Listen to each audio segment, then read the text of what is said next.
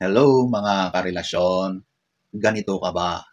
Tahimik, mahina ang boses, ayaw ng maingay, hindi rin suplado, ayaw lang ng drama, at kapag nagmahal, hindi kailangang ipangalandakan kasi para sa kanila ang pagmamahal ay nararamdaman, hindi ipinapakita sa lahat.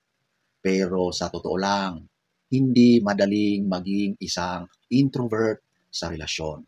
Minsan, sobrang dami mong gustong sabihin, pero pinipili mong manahimik. Minsan, gusto mong iparamdam na mahal mo siya, pero natatakot kang mahusgahan. At minsan, gusto mo lang ng tahimik na pagmamahalan. Pero ang mundo, gustong-gusto ng maingay. Kung isa kang introvert, kung nakaka-relate ka, kung gusto mong maliwanagan, panoorin mo ito.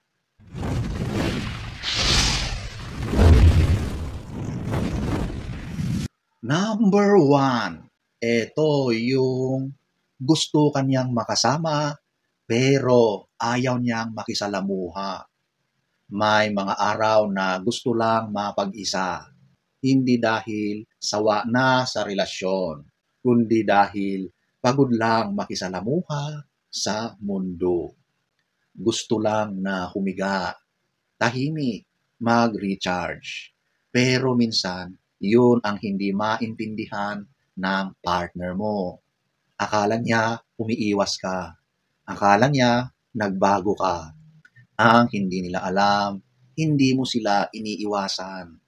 Ginagawa mo lang yung paraan mo para maging okay ulit sa sarili mo.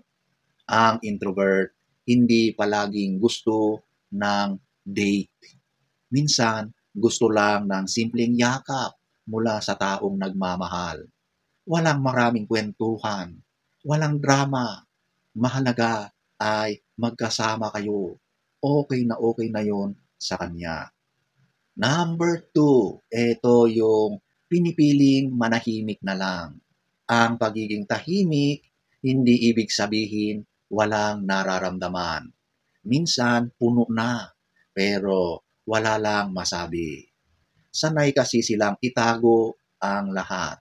Sanay silang lunukin ang sakit kaysa gumawa ng gulo or eksena. Kaya kahit nasasaktan na, mas pinipiling manahimik na lang.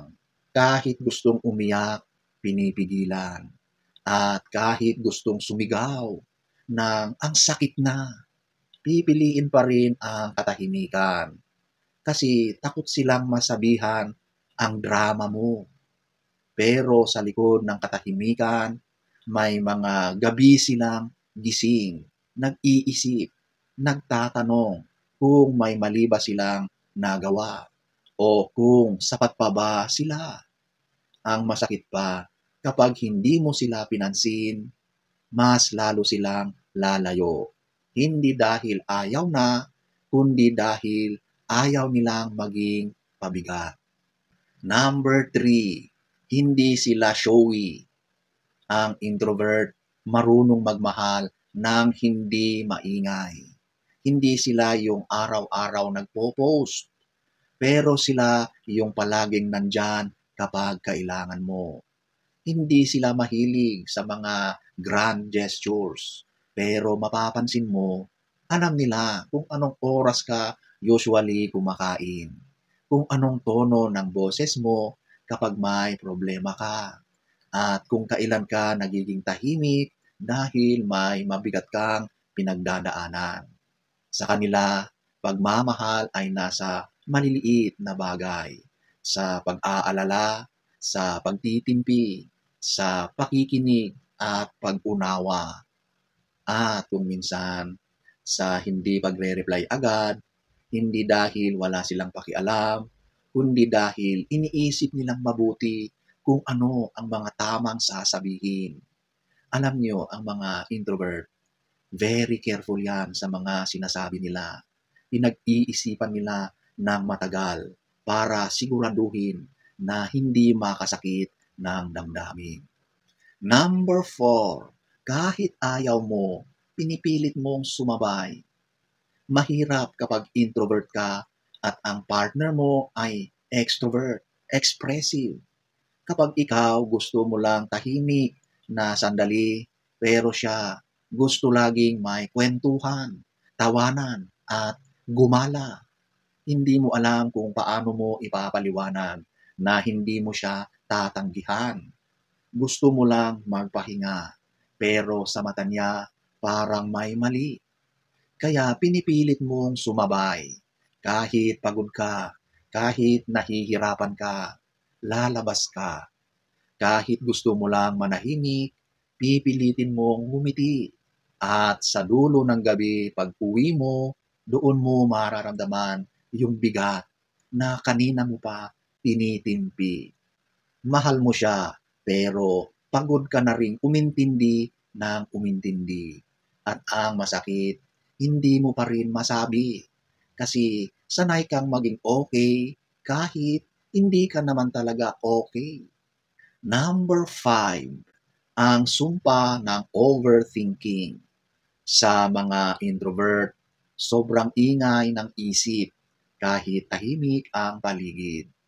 Kaya isang scene lang sa chat, pwedeng magbukas ng napakaraming senaryo sa kanyang isipan.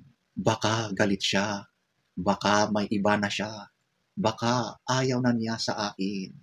Marami nang tumatakbong sari-saring kaisipan. Kapag nagbago ang tono ng boses, iniisip agad kung may mali siyang nagawa. Kapag hindi ka na kasing lambing ng dati, nagpapanik ang isip kahit kalmado pa ang mukha. At kahit gusto nilang tanungin, okay pa ba tayo? Pipigilan nila. Baka masabihan silang paranoid. Pero totoo, gusto lang nila ng kasiguraduhan, hindi sa salita, kundi sa consistency. Kasi para sa kanila, ang katahimikan ng partner, sobrang ingay ang dating noon sa kanya. Pero tahimik pa rin siya.